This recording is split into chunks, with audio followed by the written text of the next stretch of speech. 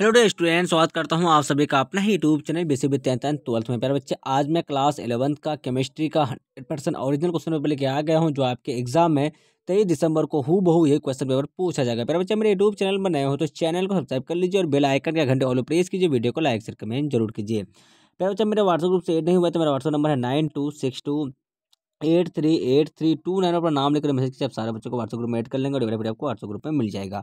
आप सारे बच्चे देख सकते हैं, आप लोग क्लास 9 मंथली एग्जामिनेशन दिसंबर 2024 का पेपर है, आपका केमिस्ट्री का विषय पर बच्चे। और यहाँ पे आपका विषय को 118 दिया गया है, आपका 1.5 घंटा का समय दिया गया है, 50 नंबर का एग्जाम होने वाला है। पहले बच्चे, मैं आप सारे बच्चों को जो ना खंड और खंड बहुत दोनों का आंसर की इसी वीडियो में बताने वाला हूँ। तो पहले मैं आपको सारे बच्चों को ऑब्जेक्टिव का आंसर बताऊंगा, उसके बाद जो है आपका सब्जेक्टिव का आंसर बताऊंगा। चलिए, आपका पहला नंबर जो क्वेश्चन है पहले बच्चे, निम्नलिखित में से किस गुण का उपयोग किसी नीति या स्थिति का वर्णन करने के लिए नहीं किया जाता है? तो इसका जो राइट आंसर आपका हो जाएगा, तो ऑप्शन नंबर क्या हो जाएगा? तो सी हो जाएगा। दूसरा का देख लीजिए, जब निकाय पर या निकाय द्वारा जाता है तो परिवर्तन होता है। इसका जो राइट आंसर आपका हो जाएगा, तो ऑप्शन नंबर क्या हो जाएगा आपका? तो डी हो जाएगा। चलिए, आपका तीसरा नंबर क्वेश्चन है मेरे बच्चे। तीसरा नंबर जो क्वेश्चन आपका है, जब जब निकाय जो निकाय और परिवेश के बीच सीमा से होकर गुजरने की अनुमति नहीं होती है, तो इसका जो राइट आंसर आपका हो जाएगा, तो ऑप्शन नंबर डी हो जाएगा। चौथा का देख लीजिए, चौथा का राइट आंसर क्या हो जाएगा आपका? तो देखिए, रुदम प्रक्रिया में किया गया कार्य 50 kg है, तो इसकी अतिरिक्त ऊर्जा क्या है? इसका राइट आंसर आपका हो जाएगा, ऑप्शन नंबर सी हो जाएगा। 50 नंबर देख लीजिए आप लोग, तो क्या आपका? तो रुदुम प्रक्रिया में दबाव आयतन से किस प्रकार संबंधित है? इसका राइट आंसर आपका हो जाएगा 5 का बी हो जाएगा। 6 का देख लीजिए फटाफट से, आपका 6 का क्या हो जाएगा मेरे बच्चे आपका? चलिए, 6 का जो 6 का जो आपका है, तो मेरे बच्चे 6 का फटाफट से देख लीजिए आप लोग। 6 का जो राइट आंसर आपका हो जाएगा, तो उसमें क्या आपका ऊष्मागतिकी का पहला नियम कहता है कि एक विलगती निकाय की कुल ऊर्जा होती है। इसका जो राइट आंसर आपका हो जाएगा, तो 6 का बिल्कुल राइट आंसर आपका ऑप्शन नंबर ए हो जाएगा। 7 का देख लीजिए आप लोग, एक खुला निकाय किसके साथ स्थानांतरण की अनुमति देता है? इसका राइट आंसर आपका हो जाएगा, ऑप्शन नंबर बी हो जाएगा। 8 का देख लीजिए मेरे बच्चे आपका। चलिए, 8 नंबर क्वेश्चन का आंसर देख लीजिए अगर फटाफट से। तो आठ का, अगर कार्य रुधुम दीवार पर दिया गया है तो निम्न में से कौन सा कथन सत्य है? इसका जो राइट आंसर आपका हो जाएगा मेरे बच्चे, तो क्या हो जाएगा आपका? तो बिल्कुल राइट आंसर आपका 8 का हो जाएगा। 8 का क्या हो जाएगा आपका? तो ऑप्शन नंबर सी हो जाएगा। चलिए, 9 नंबर क्वेश्चन देख लीजिए फटाफट से। 9 नंबर क्वेश्चन के बारे में बच्चे आपका। चलिए, 9 नंबर जो क्वेश्चन आपका है, चलिए क्या बोला गया आपका? तो किसी वस्तु का तापमान धीरे धीरे बढ़ता है तो उस वस्तु का ऊर्जा क्या होगा? तो ऑप्शन नंबर ए हो जाएगा। 10 नंबर देख लें, निम्नलिखित में से एक अवस्था फलन नहीं है। इसका राइट आंसर आपका ऑप्शन नंबर ए हो जाएगा।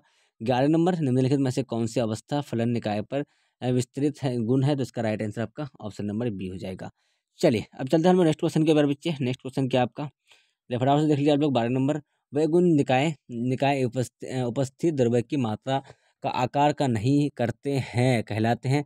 इसका राइट आंसर आपका क्या हो जाएगा आपका? तो 12 का जो बिल्कुल राइट आंसर आपका हो जाएगा, तो ऑप्शन नंबर बी हो जाएगा। 13 का देख लीजिए, किसी ऊष्माक्षेपी अभिक्रिया, इसका राइट आंसर आपका 13 का ऑप्शन नंबर सी हो जाएगा। 14 का देख लीजिए, चलिए SO2 निकाय के लिए क्या हो जाएगा? इसका 14 का right answer option number A हो जाएगा।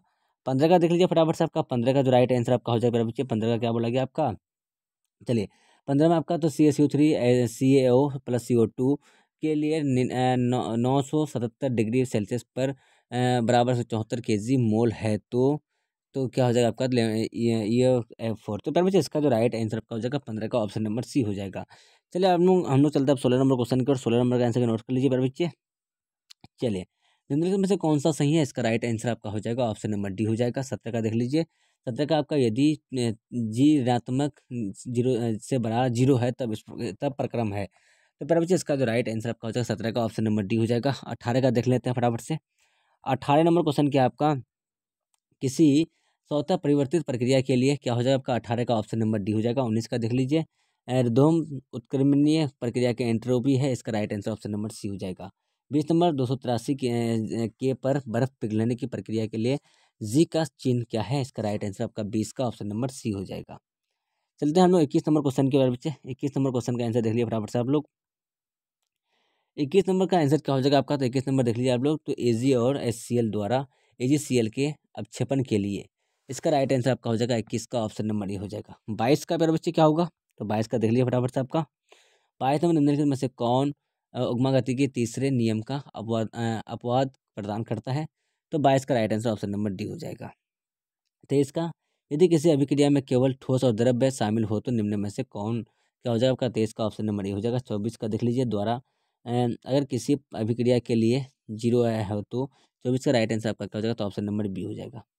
25 का देख लीजिए आप लोग, 25 का राइट आंसर क्या हो जाएगा, 25 का क्या हो जाएगा आपका प्यारे बच्चे, तो 25 का जो है ना आपका क्या हो जाएगा, तो आप लोग फटाफट से देख लीजिए 25 का राइट आंसर आप लोग ऑप्शन नंबर क्या हो जाएगा, तो 25 का आप लोग ऑप्शन नंबर बी नोट कर लीजिए। 26 का देख लीजिए, तो एंट्रोपी का तात्पर्य है, तो इसका right answer option number C हो जाएगा। 27 का वेट ऑफ समीकरण क्या होगा आपका, 27 का ऑप्शन नंबर क्या हो जाएगा आपका, तो ऑप्शन नंबर डी हो जाएगा। 28 का देख लीजिए प्यारे बच्चे, आपका 28 का क्या हो जाएगा, 28 का जो हो जाएगा आपका, तो क्या आपका, तो किसी अभिक्रिया के संतुलन स्थिरांक किससे संबंधित है, तो इसका राइट आंसर आपका 28 का ऑप्शन नंबर बी हो जाएगा। 29 का अभिक्रिया, इसका राइट आंसर आपका हो जाएगा ऑप्शन नंबर सी हो जाएगा। चलिए 20 नंबर 30 नंबर का आपका एंट्रोपी की इकाई क्या है, इसका राइट आंसर आपका ऑप्शन नंबर ए हो जाएगा। जब चलते हैं मेरे बच्चा हम लोग जो ना सब्जेक्टिव क्वेश्चन की ओर, तो आप सारे बच्चे मेरे यूट्यूब चैनल पर नए हो तो चैनल को सब्सक्राइब कीजिए और बेल आइकन या घंटे ऑल प्रेस कीजिए, वीडियो को लाइक शेयर कमेंट जरूर कीजिए। मेरे बच्चे यहाँ पे आप लोग देख सकते हैं आपका सब्जेक्टिव क्वेश्चन आंसर दिया गया, प्रश्न के एक्सेल के 10 तक लघुत्तर हैं। आप लोग देख लीजिए पहला नंबर क्वेश्चन क्या आपका, निकाय और परिवेश में आपका क्या आशय है, विलिखित निकाय एवं बंद निकाय में अंतर स्पष्ट करें। उसके बाद क्या आपका, तो एंथैल्पी को परिभाषित करें। विस्तृत गुण क्या है, एक परिक्रम में निकाय 800 जूल उष्मा अवशोषित होती है तो 394 जूल कार्य किया जाता है इस प्रकार। उसके बाद देख लीजिए आप लोग यहाँ 5 का क्वेश्चन, 5 नंबर क्वेश्चन है आपका प्यारे बच्चे, यहाँ पे क्वेश्चन दिया गया, आप लोग क्वेश्चन को देख लीजिए पढ़ लीजिए। उसके बाद चलते हैं हम लोग दीर्घोत्तर प्रश्न की ओर। दीर्घोत्तरी प्रश्न आपका यहाँ पर दिया गया है प्यारे बच्चे, आप लोग फटाफट से क्वेश्चन को पढ़ लीजिए, ठीक है। चलिए मैं डायरेक्टली आपको सारे बच्चों को आंसर की बताने वाला हूँ।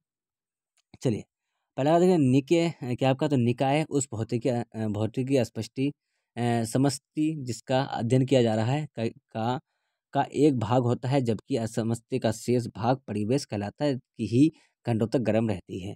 दूसरा का देख लीजिए बंद निकाय क्लोज सिस्टम, बंद की निकाय में निकाय परिवेश के मध्य द्रव्य का निमेय संभव नहीं है, परंतु ऊर्जा का विनिमय हो सकता है, जैसे अभिकारक बंद विकर में लिए जाएं।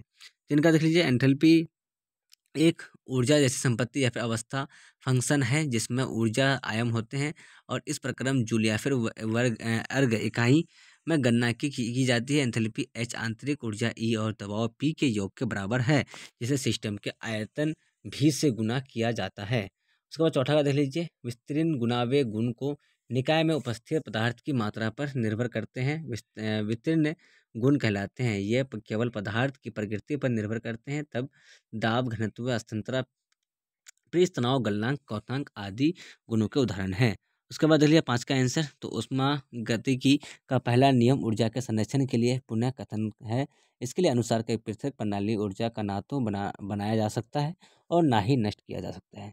दीर्घोत्तर देख लीजिए आप लोग, तो हेस का नियम कहता है इस रासायनिक प्रतिक्रिया में एंथैल्पी का परिवर्तन और एक समान होता है, चाहे चाहे प्रतिक्रिया का चरण हो या चरणों में बसते अभिकारकों और उत्पादों की प्रारंभिक और अंतिम अवस्थाएं समान हो।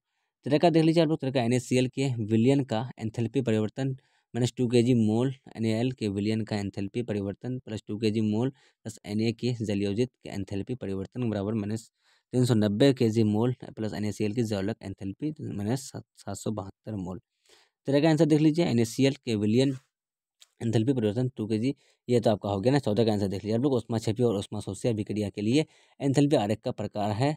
चलिए ऊष्माक्षेपी अभिक्रिया, ऊष्माक्षेपी अभिक्रिया में उत्पादों और एंथैल्पी अभिकारकों में एंथैल्पी से कम होती है, इसलिए एंथैल्पी के परिवर्तन ऋणात्मक होता है। ऊष्माक्षेपी अभिक्रिया में उत्पाद की ऊर्जा अभिकारक की ऊर्जा की अधिक होती है, इसलिए एंथैल्पी में परिवर्तन ऋणात्मक होता है। तो पहले बच्चे आप सारे बच्चे मेरे यूट्यूब चैनल में नए हो तो चैनल को सब्सक्राइब कीजिए और बेल आइकन के घंटे ऑल प्रेस कीजिए, वीडियो को लाइक शेयर कमेंट जरूर कीजिए। अब सारे बच्चों को जो है पर बच्चे केमिस्ट्री का जो ना ऑल आंसर की बता दूँ, आपका ऑब्जेक्टिव और सब्जेक्टिव का आंसर की बता दूँ इसी वीडियो में। तो आप सारे बच्चे मेरे यूट्यूब चैनल में नए हो तो चैनल को सब्सक्राइब कीजिए और बेल आइकन के घंटे ऑल प्रेस कीजिए, वीडियो को लाइक शेयर कमेंट जरूर कीजिए। अब तक के लिए बाय बाय, फिर मिलते हैं हम नेक्स्ट वीडियो में। वाचिंग पर थैंक यू, जय हिंद जय भारत।